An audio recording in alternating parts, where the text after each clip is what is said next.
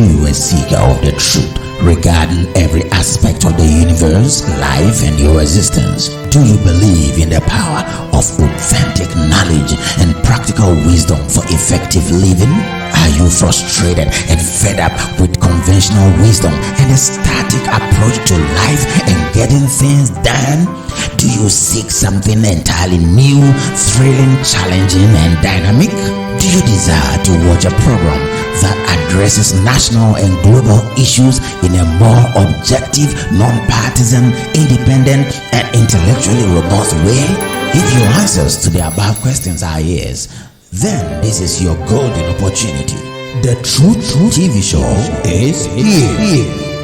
The Truth TV Show is a unique and special platform where we address and discuss critical issues pertaining to, but not limited to, human purpose discovery, personal leadership discovery and development, spirituality and religion, science, technology and innovation, leadership and governance, philosophy, ethics and morality, politics and news, music, arts and entertainment, business, finance and economics, national development and global governance, education, law, love, marriage and relationships, Christian theology and apologetics, and general issues affecting our society, daily lives, and the political economy as a whole. Watch the Truth TV Show every week on YouTube at Trembit Online TV for individual expert presentations, interviews, and panel discussions where our presenters, hosts, guests,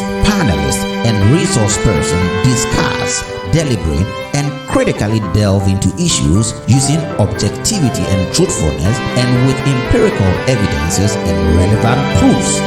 Now, welcome to the Truth TV Show.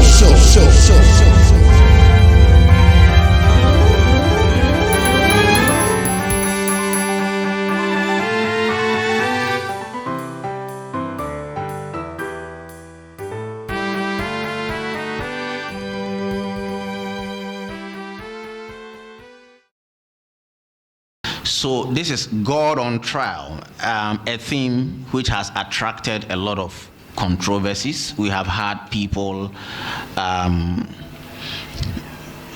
judging us and condemning us for coming up with such a theme because they think we are mere mortals and we don't have any right to put the Creator on a trial. And typical religious people have wondered what this whole concept is all about. But tonight, sit up straight because you're going to get your minds blown. You're going to have to learn a lot of different things you've never encountered before. So, God on Trial by men. That's the full theme, but we put out there God on Trial. I want to start by talking to you about what I will not talk to you about, so that you don't probably think that I'm not aware of those issues. So in case we're done and you have to ask questions, you will not ask questions in this direction because that wasn't the subject for tonight. So what we are not going to address today includes the following. First, I'm not going to deal with. Now, remember that all the themes that are going to show up, these are the issues for which reason we think God is on trial by men. The reason why many people do not think that gods probably exist is because of some of these issues, which when you ask questions, typical religious people run away from those questions, and some of them meet you with emotional responses and excuses. One of the problems we have with religious people is that they are highly emotional. There is a startling research which shows that religious people are more emotional than non-religious people. Non-religious people appear to be more rational. They like to use their mind, they like to think, they ask a lot of questions, but religious people will not do that. So these are very big issues that we can address today. In later seasons, we might delve into them. So I'm not going to to talk about the origin and destiny of life, a very big and relevant issue. I'm not going to deal with the origin of the human species, whether man was created by some form of cosmic intelligence or man was probably a result of the evolutionary process. We cannot address that in tonight's presentation. I will not deal with the origin and problem of evil, sin, and suffering on earth. Very relevant issue, but we can't deal with it. I'm also not going to deal with the issue of eternal suffering, punishment, and torture in hell or the lake of fire. That is to say, whether hell exists and the lake of fire exists or not. It's a highly relevant issue. We've had people asking us questions in all these regards, but we can talk about that. I will not deal with the issue of purpose and meaning to our lives or universe. That is to say, whether we were created with some fundamental meaning or purpose. I'm not going to deal with that. The other issue, for which reason God is on trial, is whether there is an objective or subjective basis of morality. I'm not going to deal with that in tonight's presentation.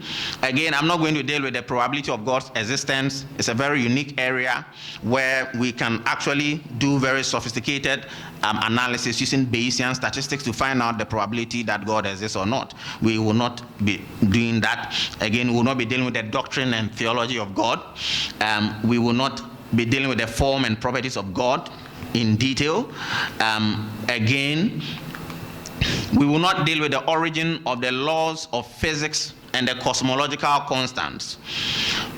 We are not here to talk about whether or not the Bible is inaccurate and it contains several contradictions or not. Again, we will not address issues relating to the identity and historicity of Jesus Christ and then his claims in the biblical accounts. These are highly relevant issues, but we cannot address them over here.